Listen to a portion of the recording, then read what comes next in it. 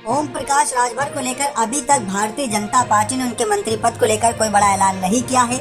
योगी सरकार की कैबिनेट में अभी तक कोई मंत्री पद न मिलना ओपी राजभर के लिए कई सवाल खड़े कर रहा है और उनके समर्थकों के लिए भी। साथ ही साथ विपक्षी पार्टियों की नजरें इसी बात पर है कि मंत्री पद कौन सा मिलेगा भी या नहीं मिलेगा, क्योंकि घोषित चुनाव तो हार चुके हैं।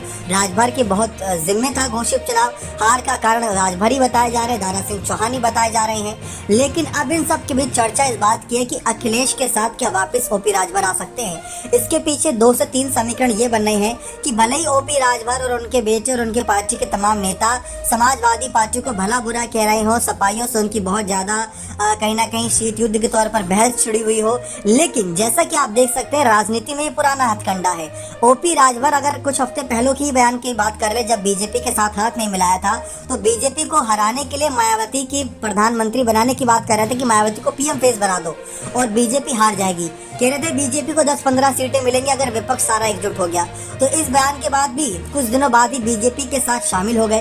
तो ये राजनीति बयानबाजी चलती रहती है। लेकिन अगर इन सब से ध्यान हटाया जाए तो चर्चा इस बात की है कि क्या ओपी राजभर अखिलेश के साथ वापस जा सकते हैं और जा सकते हैं तो किन शर्तों के आधार पर। अब पहले ये जानते हैं कि ओपी राजभर ने अखिलेश के साथ क्यों छोड़ा था। जैसा कि आप देखे थे कि अखिलेश यादव राजनीति में सक्रिय तो थे लेकिन जमीनी स्तर पर नहीं। जब आजमगढ़ का चुनाव हुआ तो अखिलेश यादव प्रचार करने नहीं आए। ओपी राजभर से सवाल यही किया जा रहा था कि आप तो प्रचार कर रहे गठबंधन पार्टी होने के नाते, लेकिन आपके साथ अखिलेश यादव नहीं, वो तो एसी कमरे में बैठ के मजे ले रहे हैं। तब ओपी राजभर ने कहा था कि हमें अखिलेश की जरूरत भी नहीं, हम चुनाव जिता देंगे। लेकिन हारने के बाद ओपी राजभर के सुर बदल गए थे और उन्होंने यही कहा था कि अगर वो एसी कमरे बैठे रहेंगे, जनता के बीच नहीं जाएंगे, जनता तो भूल ही जाएगी उन्हें। और साथ ही साथ अखिलेश यादव को लेकर इन्होंने कहा था कि इनको गठबंधन की आवश्यकता नहीं, इनको कोई लीडर की आवश्यकता नहीं, बल्कि इनको लोडर की आवश्यकता है जिस पर अपना बोझ धर के लोड करके लेकर चलते रहें। बाकी लीडर जो होते हैं, गठबंधन जो होता है विचारों का होता है। अगर आप कुछ राय देंगे तो आपका सलाह मशवरा माना जाएगा, हम कुछ राय देंगे तो हमारा सलाह मशवरा माना जाएगा। लेकिन अखिलेश ऐसा नहीं मानते। तो ओपी राजभर ने ये सारी बातें कहकर अखिलेश के साथ गठबंधन तोड़ दिया। लेकिन अब अखिलेश देखा जाए तो पहले से काफी सुधार आया। मैनपुरी उपचुनाव की बात कर ले, खतौली की बात कर ले, घोसी की बात कर ले, प्रचार करने पहुंचे, जनता के बीच सक्रिय हैं, एसी वाले कमरे उन्होंने छोड़ दिए हैं। साथ ही साथ वो अब तमाम जो पार्टियां हैं जैसे जयंत चौधरी की हो गई, चंद्रशेखर आजाद की हो गई, उनके साथ मिलकर काम कर रहे हैं, सबका सलाह मशवरा ले रहे हैं। तो अखिलेश यादव भी अब सुधर चुके हैं, यूं कहा जा सकता है। तो क्या अब अखिलेश के साथ आने का मन बनाएंगे? क्योंकि ओपी राजभर की पार्टी को लेकर सवाल अब वहां पर बीजेपी में ये है, पहला ये कि मंत्री पद मिलेगा या नहीं मिलेगा। ओपी राजभर ने तो कह दिया कि मिलेगा, लेकिन योगी सरकार का क्या फैसला है? क्या लोकसभा चुनाव से पहले बड़ा बदलाव करेगी योगी सरकार? उन पर निर्भर करेगा। और दूसरा ये कि जो लोकसभा सीट बंटवारा होगा, एनडीए अपनी 80 की 80 सीटें जीतना चाहती हैं, लेकिन उसमें से ओपी राजभर के खाते में कितनी सीटें आएंगी?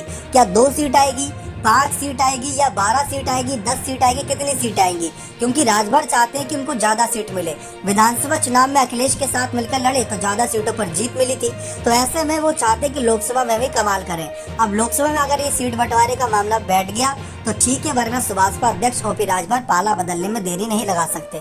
लेकिन क्या इस बार इंडिया दल में आएंगे या अखिलेश के साथ आएंगे, निर्भर वो करेगा।